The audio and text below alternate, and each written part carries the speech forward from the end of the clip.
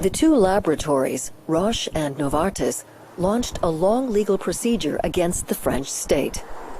The maneuver was doomed to fail. Avastin was eventually authorized for use in France, but it was too late. La difficulté aujourd'hui pour le système de santé. The problem now for the health system is that it has a setup that is so complex for ophthalmologists to manage that basically everyone has given up. Tout le monde a abandonné. Thus, almost all patients treated for AMD were given an injection of the more expensive products, including the one made by Novartis.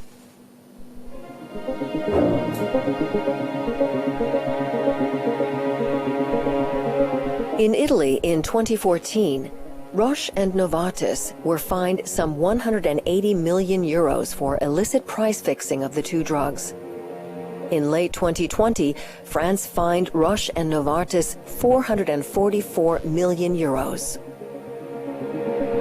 There were people in the ophthalmic community who really liked using Lucentis. It's a great drug. I have the utmost respect for the role that the pharmaceutical industry plays in our field.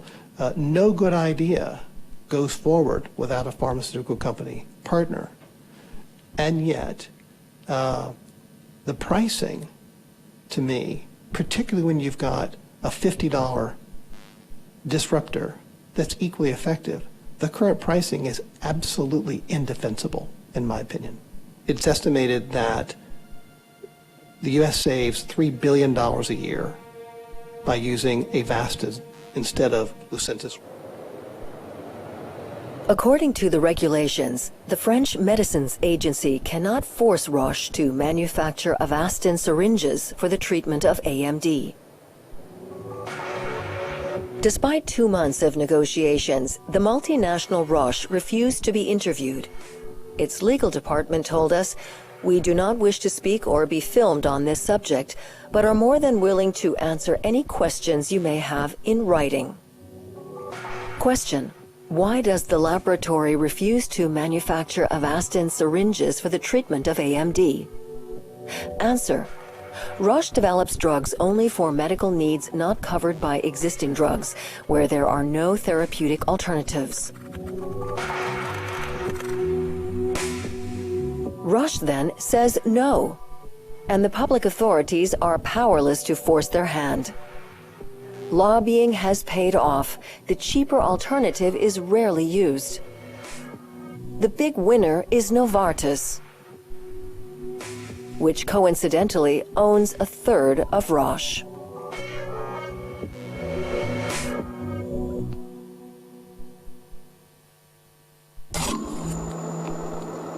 In the United States, the price of drugs is completely unregulated. As soon as the FDA approves a drug, the pharmaceutical companies are free to impose their prices. Elected officials, Democrats and Republicans alike, persist in trying to force manufacturers to lower the cost of new treatments. In vain. One recent medication has changed the health economy. An overpriced treatment that has launched a new scramble for profit between the biggest pharmaceutical companies.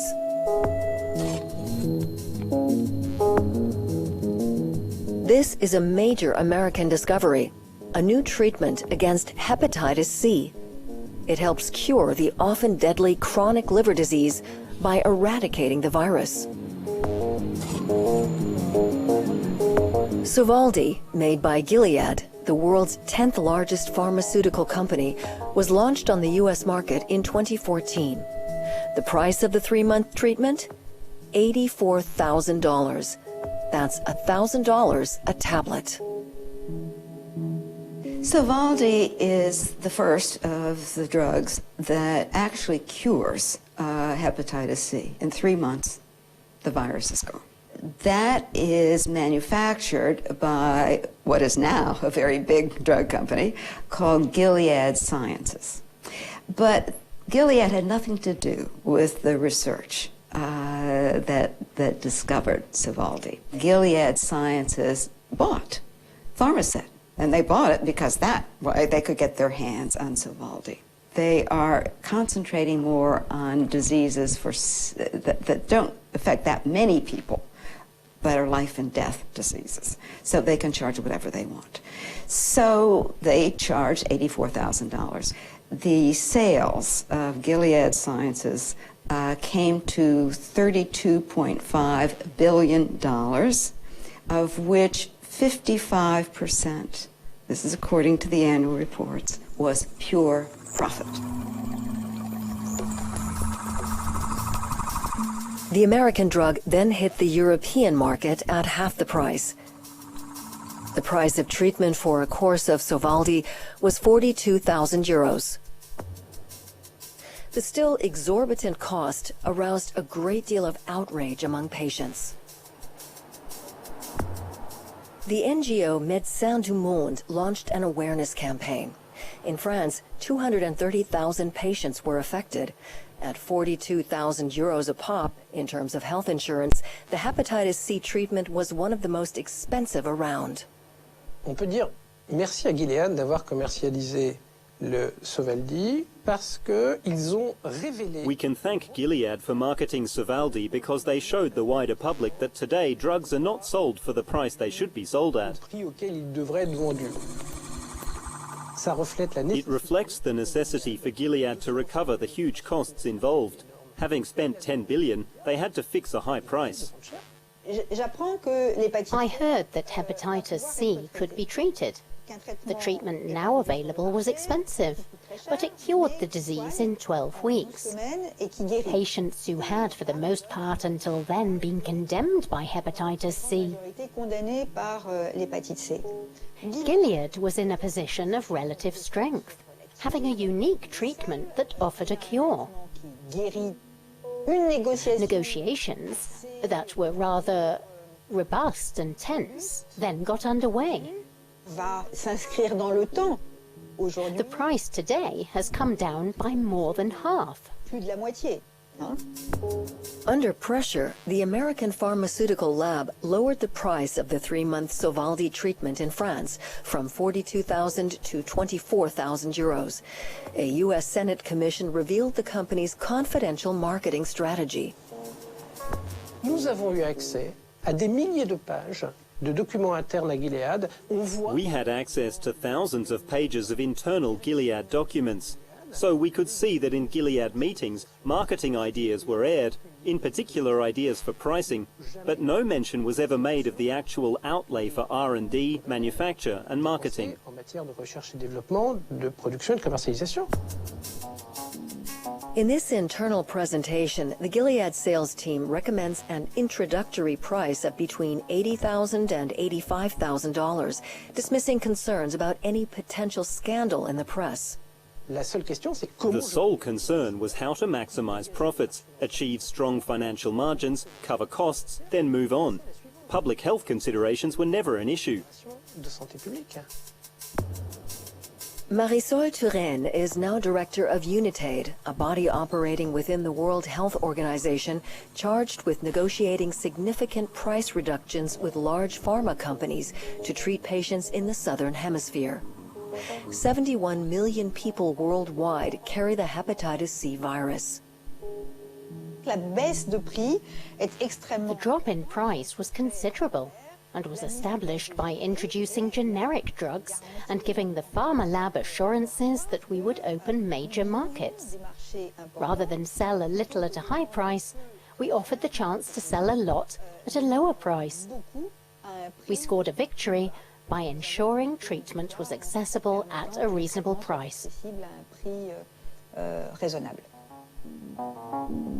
Thus, treatment for hepatitis C using the generic drug produced by Mylan costs less than $80, available only in developing countries. In the Northern Hemisphere, a course of treatment still costs tens of thousands of euros.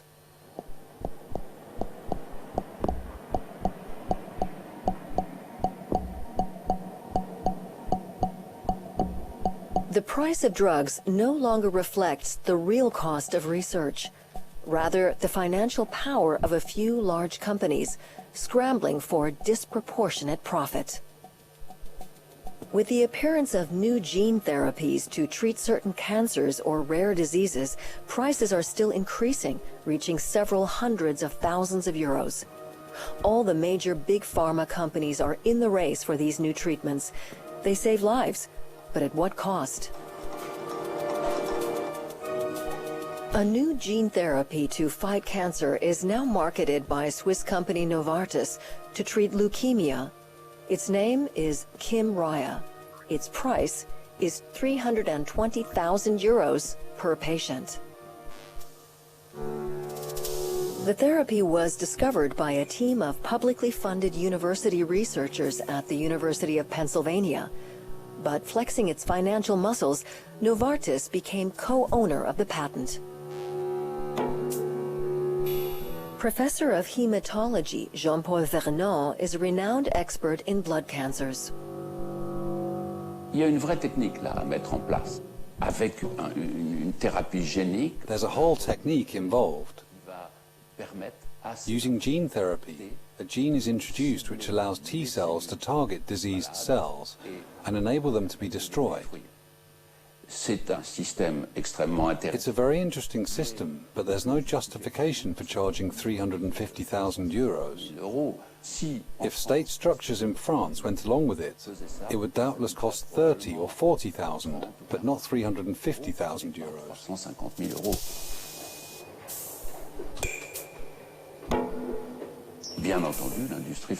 Obviously, it's the pharma industry's job to keep a lookout for something interesting. The research is no longer carried out by the pharmaceutical industry. The work is tackled by publicly funded research. The drug companies, they don't do their own innovation anymore. They do zero innovation, or close to zero. The innovation still comes from NIH-funded research.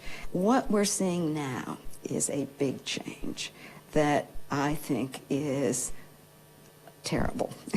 And this big change is, instead of being focused almost exclusively on the size of the market, on volume, it's now focused on price. They acquire a drug that's effective against a serious disease, multiple sclerosis, cancer, serious disease that people will pay almost anything to get, and jack up the price so that it can cost hundreds of thousands of dollars for a year's treatment. I mean, hundreds and thousands of dollars. It's a very cruel business model, because if you can't pay for it, you don't get it. Ce qui se passe dans le cancer aujourd'hui, cancer treatments now cost something like 300,000 or 400,000 euros, while the number of cancer patients in France is around 1,800,000, with 400,000 new cancer cases every year. I cannot see how, in the future, we will be able to treat more than 1.5 million people when the price scale is some 300,000 euros. avec des échelles de prix qui sont à 300 000 euros. Il y a tout un... There's a whole sales pitch relating to the therapeutic value and life-saving value of these medications, which has been skillfully put forward by opinion leaders to convince governments, which basically says that drugs heal, they are a unique product. The high cost is the price of life. It's pure marketing. Better cures mean higher prices. Plus ça guérit, plus c'est cher. Le problème, c'est que chaque pays défend. The problem is that each country defends its multinationals. France defends Sanofi. The USA defends Pfizer and the big American companies. Switzerland defends Novartis and Roche. It's hard to reach a consensus to bring down prices to reasonable levels. After 2 months of negotiations, the multinational Novartis turned down our request for an interview. Instead, they sent a simple press release. We price our new medicines based on the value they deliver to patients, healthcare systems, and society. We strive to take into account income levels, local affordability barriers, and economic realities, while maintaining the sustainability of our business. Novartis tells us, as its representatives have explained to political decision makers, that this new single-dose cancer therapy must be compared to a treatment of drugs taken for life. In late 2019, the laboratory agreed to a slight decrease in France, where the price of Kymriah went down from 320,000 euros to 297,666 euros. The FDA now is on the payroll of the pharmaceutical industry. They pay user fees to the part of the FDA that evaluates new drugs for approval. So this makes this part of the FDA dependent on the companies that they are supposedly regulating. The drug companies love it because it makes the part of the FDA that evaluates their drugs extremely friendly, since they support it. It is a blatant conflict of interest. This ought to be well funded, and there ought to be no conflicts of interest.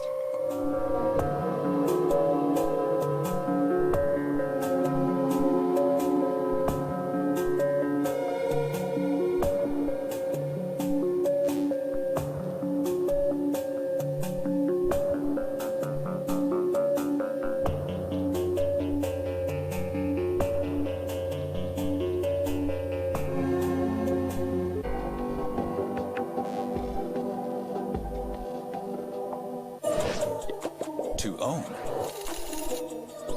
or not to own? What about a sharing economy instead? A change in thinking is changing the economy to create something new. The Economics Magazine, made in Germany. In 90 minutes on DW. Every journey begins with the first step, and every language with the first word. Hallo, ich bin Nico. Nico is in Germany to learn German. Was ist das? Why not learn with him? Ich habe nicht alles verstanden. Du schaffst das. It's simple, online, on your mobile, and free. DW's e-learning course, Nico's Weg. German made easy. 30 years after the Soviet Union collapsed, they were born in the middle of unrest. Young people that now live in independent countries. What remains of the Soviet ideology, and how do they live with its legacy? The dreams, hopes, and reality of the breakout generation. Focus on Europe on DW.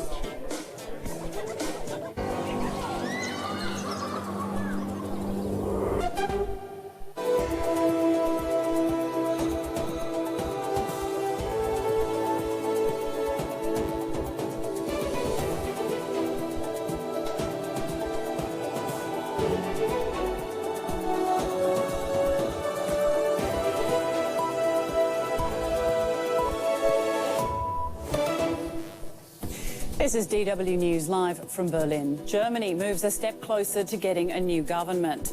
The Social Democrats, Greens and Free Democrats say they're ready to rule. After weeks of negotiating, they're set to present their coalition deal in the next few hours. Also coming up, Human Rights Watch says Belarus and Poland are both violating human rights of migrants at their joint border. The NGO says the two countries have a duty to prevent further deaths as a result of the border standoff. And 0. Mission. Liftoff. NASA launches a mission to try and alter the path of an asteroid, a space experiment that could one day help save the planet Earth from catastrophe.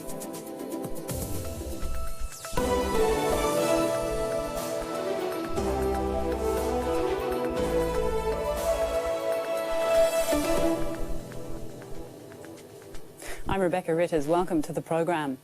The three parties negotiating to form Germany's new government say they've reached a deal. They've announced that they'll present their coalition agreement in a few hours.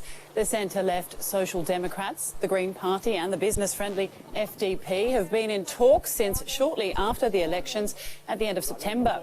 Once the agreement is approved by their members, the parties aim to get Social Democrat Olaf Scholz named Chancellor by the beginning of December. Let's bring in our political correspondent Hans Brandt for more. Hans, the treaty between the new parties expected to be presented today. What do we know about the treaty? Well, in fact, these negotiations have been very special in the sense that very little detail has emerged from the negotiations. They have started from the beginning to say that all of this would be handled in a confidential manner, and they have basically stuck to that. Although they did present a paper of basic framework for this coalition treaty. So what we do know is that climate change matters will be very central to this new government, which is the influence of the Greens, obviously. There is some agreement on creating a kind of super ministry to deal with all matters that affect climate change, from economic matters all the way to matters such as traffic and so on. We also have to look at what the Social Democrats, who will be leading this coalition government, what their demands were. For instance, they were looking for an increase in the minimum wage. That, I think, will also be in the coalition agreement. And the third partner, the Free Democrats, are market liberals, and their promise to their voters was that there would be no new taxes, and it's very likely that that will also have been agreed on. How important, then, is this treaty or framework, if you will? It's very important. These kind of agreements have become more important over the decades in Germany, and they are now constitute some sort of treaty between the parties that is the basis for the next 4 years of government in Germany. The treaty will set the tone for the whole period of government, and they will look exactly at what is in this treaty and what they need to do in the next 4 years in order to, as it were, fulfill their promises. So it's a very basic agreement for the next 4 years in Germany. And as you mentioned, they've been keeping very tight-lipped about it, so we'll have to hold tight to see what's exactly in that treaty. But does this mean, Hans, that Germany has a new government already? No, it doesn't mean that, not quite yet. The treaty's provisions have to be approved by the various party bodies. The Greens will start a vote amongst all their members. They will probably start with this tomorrow already.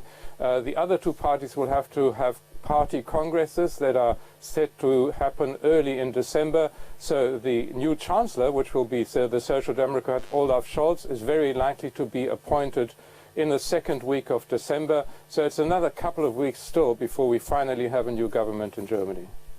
And DW will, of course, be going live for the presentation in Berlin of that treaty, which is currently expected at 3 p.m. local time. Thank you, DW political correspondent Hans Brandt. Well, meanwhile, Germany is facing a fourth wave of COVID-19 infections that continues to rage out of control. Health Minister Jens Spahn says further restrictions are needed to slow the spread of the virus. Here's a look at the most significant of the new measures taking effect in Germany today. Anyone going to work or using public transport will need to fulfill at least one of these three criteria: be vaccinated, be recovered from the virus, or show a negative COVID-19 test result. The eastern state of Saxony has already stepped up restrictions after a spike in new infections, but many residents remain sceptical about getting vaccinated.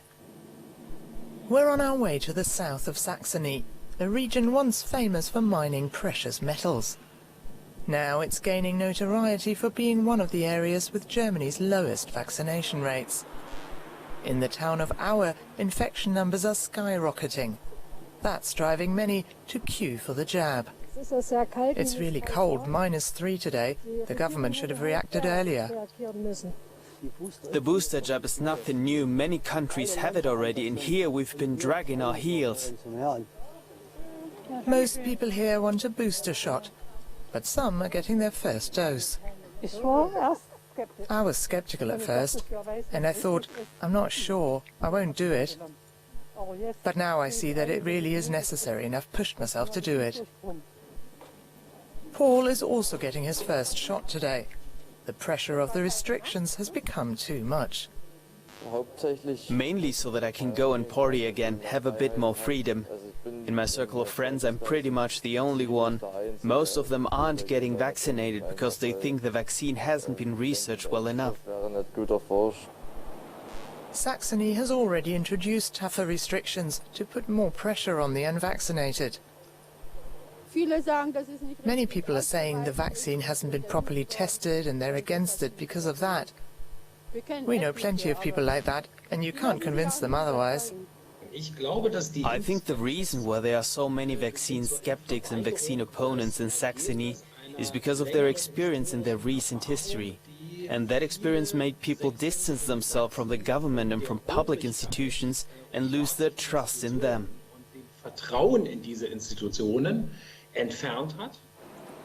Vaccine skepticism is also linked with political protests here. In regions with many vaccine skeptics, support for populist far-right parties is also high. As the COVID-19 situation in Germany gets more dramatic, discussions about a vaccine mandate are gaining momentum. But the local mayor is not convinced.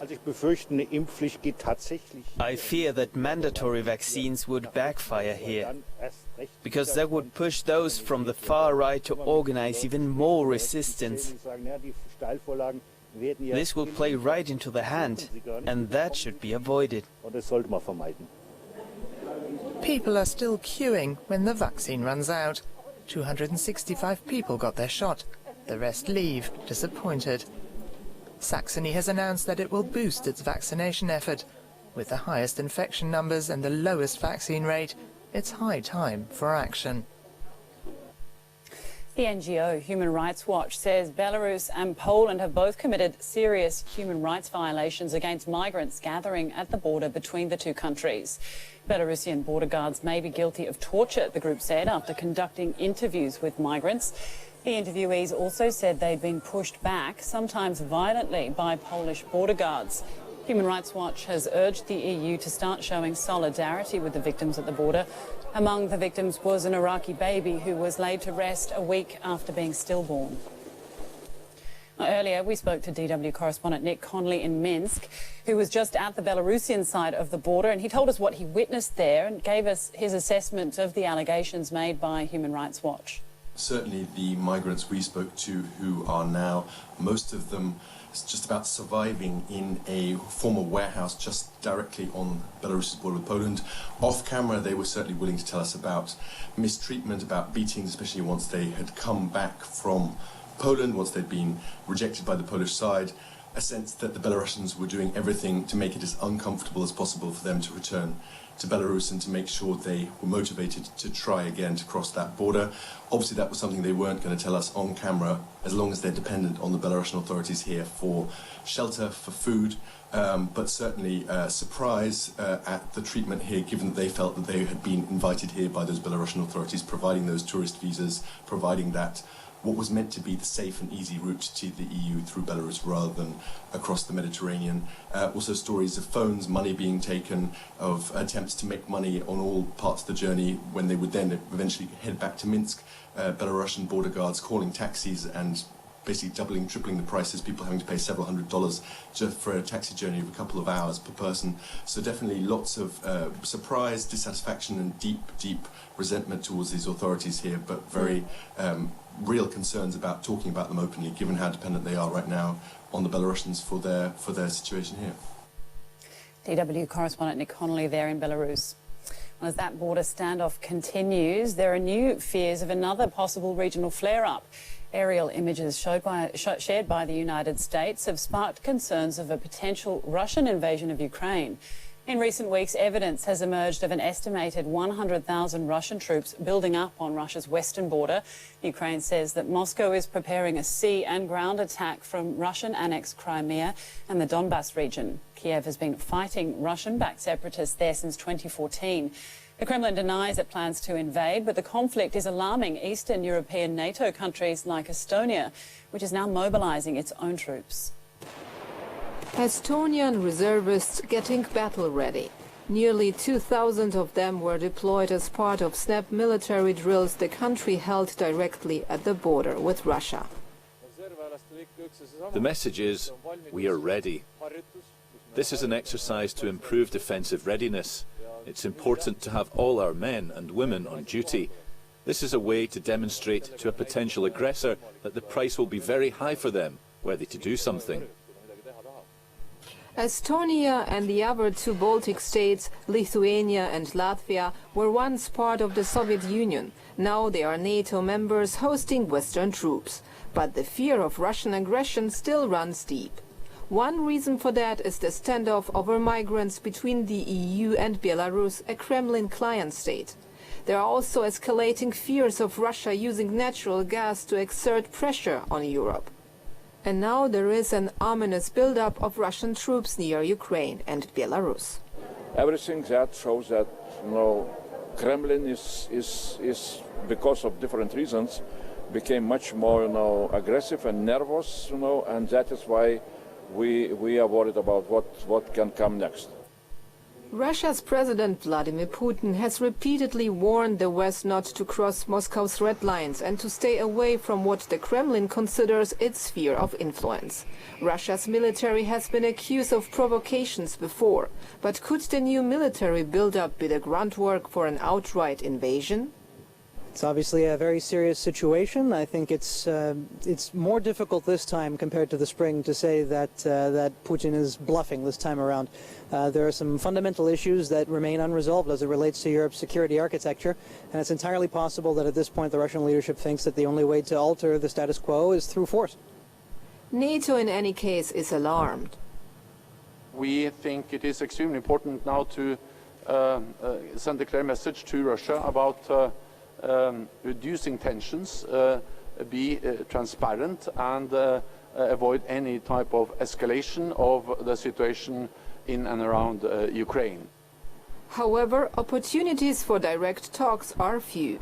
NATO's relations with Russia are at the lowest point since the Cold War, according to Secretary General Stoltenberg.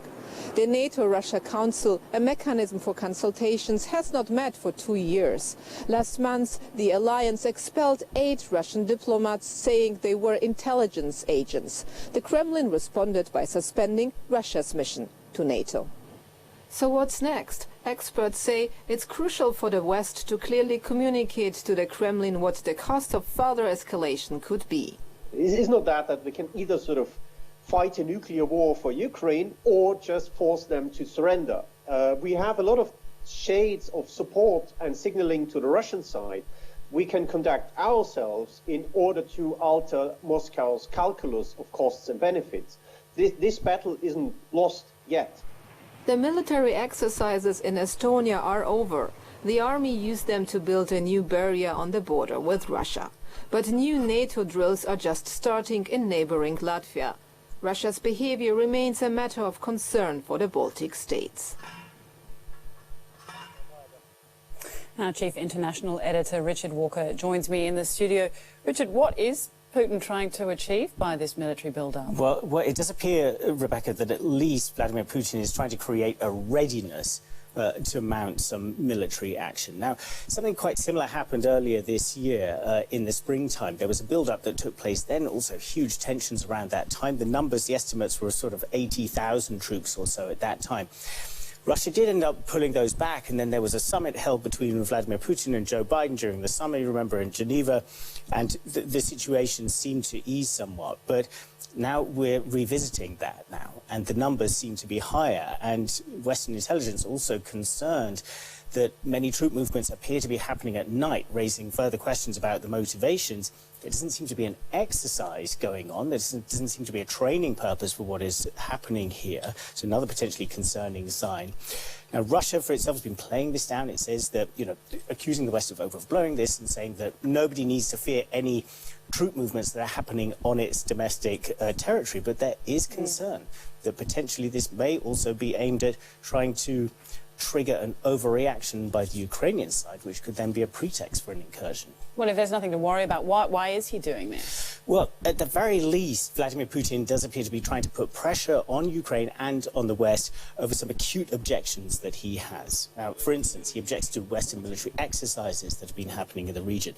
It accuses Ukraine also of not fully implementing the Minsk agreement, which put to rest the war. Well, it was created the circumstances for a ceasefire at the first bout of fighting way back in 2014. It accuses Ukraine of not granting enough autonomy to the eastern part of the country, which is effectively under Russian control. But Russia also has a more profound concern. I think this is where the real worries begin, and that is that Ukraine is actually kind of slowly but surely being drawn into the Western orbit. Now, for Putin, joining NATO has always been a red line, and Ukraine, under its current government, does want to join NATO. But the signals from NATO are that's not going to happen. But from the Russian perspective, it's all but joining NATO with the amount of military cooperation that's going on, the amount of aid that Ukraine is getting from Western states. So the concern is that Putin might be abandoning the diplomatic track, which it has at least notionally followed until recently, and thinking that it needs to draw a line militarily, perhaps with a further incursion into eastern Ukraine, perhaps extending the territory which it has a grip over. So those are the concerns, and that Putin may see a window of opportunity. The US is distracted by China. We've got the situation going on between Belarus and Poland, and that he may think if he's going to go militarily, now's the right time. What's the West's role here then? What can they do about it? Yeah, well, it's interesting. There's been a lot of signs of solidarity coming from Western capitals. Emmanuel Macron, for instance, talking to Putin last week, saying that vowing to defend Ukraine's territorial integrity. But the fact is that Ukraine's not a NATO member state. It doesn't have those military guarantees. So the question is, how far does this Western solidarity really go?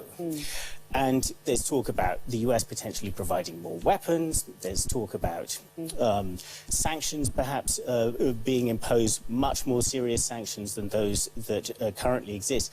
The key, though, is going to be communicating those potential costs between the West and Russia. So expect a lot of diplomatic outreach. We've had the CIA chief in Moscow recently. We've had the chief of the Joint Chiefs of Staff, the American top general, speaking to his counterpart last night. Expect more of that communication to try and avert a disaster. Right, Richard, thank you very much. DW's Richard Walker. Let's take a look now at some other stories we're following for you this hour. Sweden's parliament has elected the country's first woman prime minister. Magdalena Andersson clinched a last-minute deal by securing key support from the Left Party with a promise to raise pensions. The Social Democratic Party leader will succeed outgoing Prime Minister Stefan Löfven. Relations between China and the US have been inflamed after US President Joe Biden invited Taiwan to join more than 100 other countries to a virtual summit on democracy next month. China, which considers Taiwan part of its territory, and Russia are not on the guest list. Prosecutors in the US say a sixth victim, an 8-year-old boy, has died after an SUV ploughed through a Christmas parade in Waukesha, Wisconsin on Sunday. At least 62 people were injured in the attack, many of them children. The suspect has been charged with intentional homicide. What would humans do if we discovered an asteroid was on a collision course with planet Earth? NASA has just launched a rocket with technology designed to neutralize such a threat. The mission is called DART, which stands for Double Asteroid Redirection Test. NASA wants to test the ability to alter an asteroid's trajectory with kinetic force. To do so, they plan to crash a robot spacecraft into the asteroid at high speed. They want to practice nudging a space boulder just enough to keep our planet out of harm's way, and it might just help save Earth one day. Here's a closer look. DART is the first space probe aimed at diverting an asteroid, keeping it from hitting Earth. Armed with a camera and a high-tech navigation system, the probe is set to reach its target in October 2022, 11 million kilometers from Earth. The double asteroid Didymos comprises an almost 800-meter-long cosmic rock orbited by a 160-meter-long moonlet. This moonlet is where the space probe is headed On its trip over, the probe will release a mini satellite into space. This has been made in Italy and forms a key part of the mission. Traveling at 24,000 kilometers per hour, there's a high chance that the space probe could miss its tiny target. The Intelligent Navigation System is tasked with keeping it on its collision course.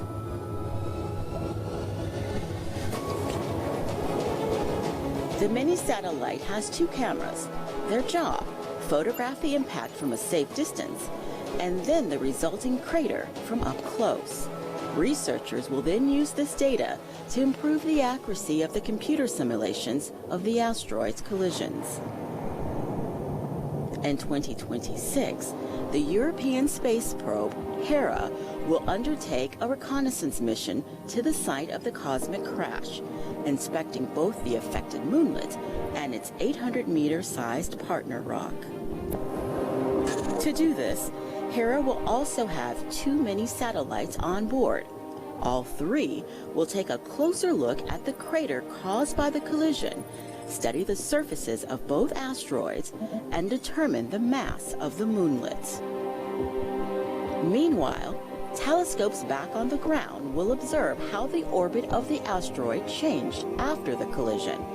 All this data collection has one aim: to find out whether a space probe can effectively divert an asteroid, keeping it from hitting Earth.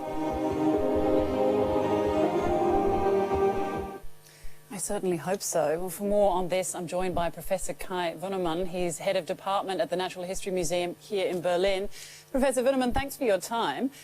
The rock that the probe's going to crash into, this particular experiment, isn't actually on a collision course with Earth, is it? No, it's not. That would be a bit of a disaster, I think. Phew, good news. What are scientists hoping to learn then from this mission when it comes to countering the threats in space? Well, we hope, this is just a test scenario, so we want to see whether we are capable to redirect such an object if it really threatens Earth. And this is now, we have done all our homework, I think, before, and this is now kind of a test whether it works or not. Well, that's exciting. How excited are you about this experiment? Oh, very much. I can't wait until we see it at the end of September, so another 7 months or so to go. So it's we have to be patient, but this is how space missions are. You know, you have to wait. Now, just put me at ease here. What is the likelihood of Earth being hit by an asteroid big enough to cause significant destruction? Well, that's not so easy to answer. You know, if we would know all the bodies out there that are of any danger, we could probably come up with some statistic. Currently, there is no object known that will hit Earth. But from bodies of the size of Dimorphos, which is about 160 meters, we probably know about half of them now. And the chance for such a body, you know, is estimated maybe to happen on a range of several thousand years probably. So that doesn't sound too bad.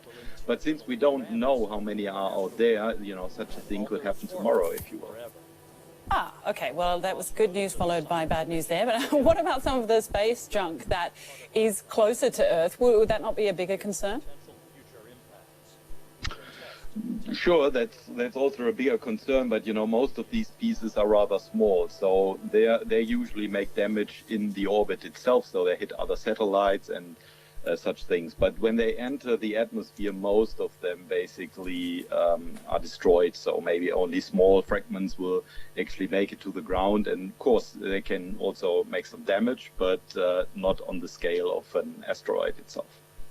Good news. Professor Kai Wunnemann from the Natural History Museum in Berlin, many thanks for your time. Thank you. It was a pleasure. The shores of western Senegal have long been a destination for several threatened species of sea turtles.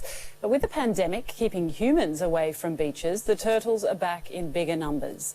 Up to 150 baby hatchlings sprint from each nest and across the sand for their new life in the Atlantic Ocean. The reptiles are endangered in Senegal and around the world because of increased fishing, tourism and construction. But fewer humans interrupting nature means more sea turtles can get to work, keeping the ecosystem in balance.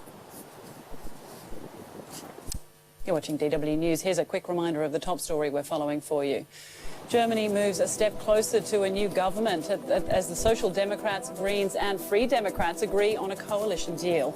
They're set to unveil the agreement in a few hours' time in Berlin. And don't forget, you can always get DW News on the go. Just download our app from Google Play or from the App Store. That'll give you access to all the latest news from around the world, as well as push notifications for any breaking news.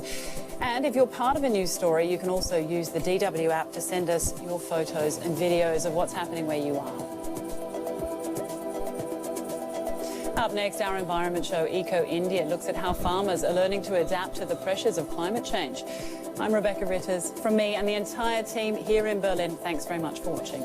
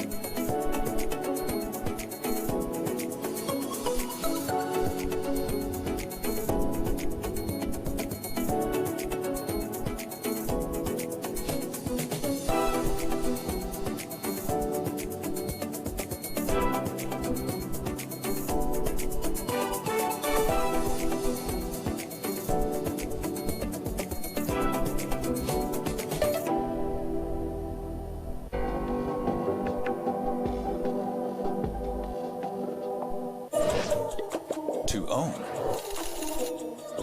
or not to own?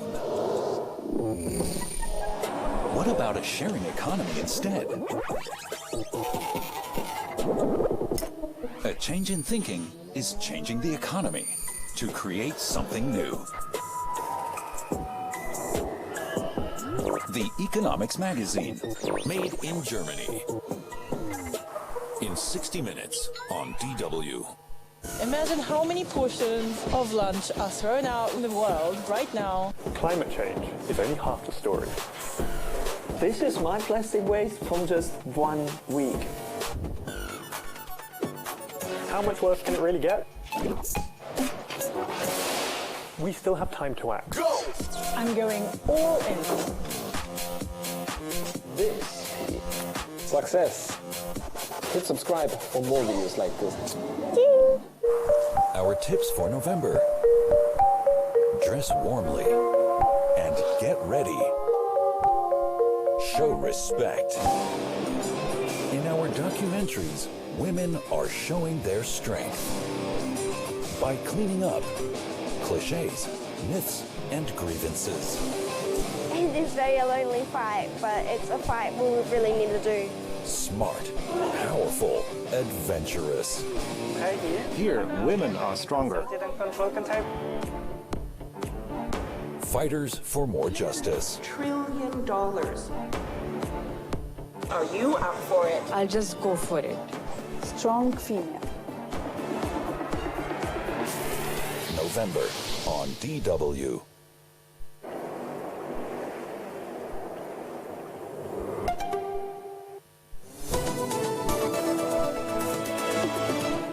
Coronavirus returns to wreak havoc on Germany's economy.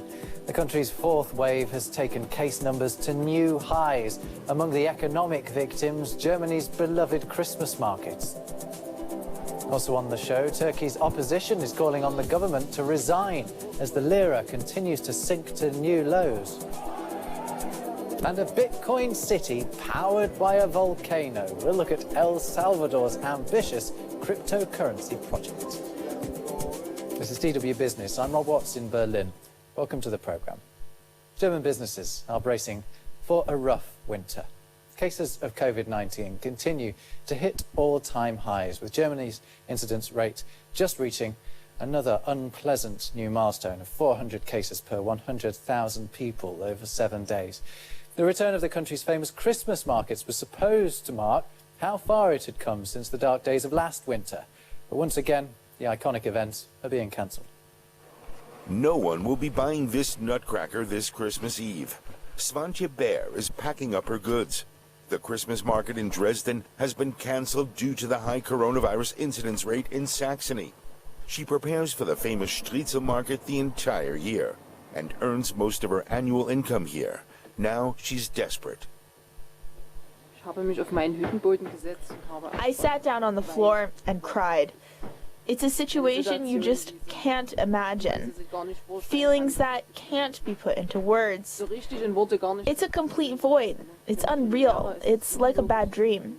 In pre-pandemic times, up to 2 million visitors crowded the Dresden Striezelmarkt in the run-up to Christmas. This year, there are no bratwurst sizzling and no mulled wine being drunk. We were all looking forward to it, but we're powerless against the pandemic. Really, I could cry. Svantje Bear has gotten over the first shock. The pre-ordered goods from the 3 sales stands are now back at the warehouse. During the Christmas season, they employ 12 people. They've had to lay off almost all of them this season. So many livelihoods depend on this family business, including, of course, our employees. You can't imagine what a bitter pill that is. I can't put it into words except to say the short-term cancellation is very, very depressing, frustrating, and annoying without end. Last year's Christmas season was a failure too, but they received emergency aid from the state. Now they have to apply for financial help again. There has to be compensation for those who have now packed up their inventory and everything you need to sell it. Things that are ready for sale, so to speak. There should be a lump sum, something. Around Dresden, there are hundreds of small entrepreneurs who produce for Christmas all year round, including the Blank Company.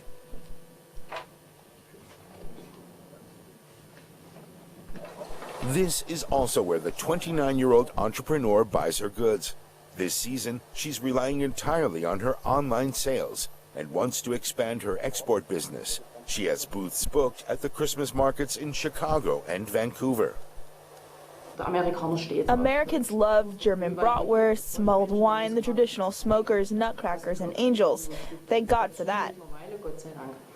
She's written off the Striezelmarkt in Dresden, but she doesn't want to give up her business model entirely. After all, Christmas comes every year, and hopefully the next one will be free of the coronavirus. Now, Turkey's currency, the lira, has fallen to all-time lows against the dollar this week. In the space of just 10 days, it's lost a quarter of its value. The latest drop follows President Recep Tayyip Erdogan's defense of interest rate cuts in the face of economists pleading for the country's central bank to do the opposite. As that battle rages, Turkish small businesses are still suffering. Burning symbolic dollars. These Turkish shopkeepers are in despair. We can't sleep because we're so worried about what will happen tomorrow. Unpaid rents are piling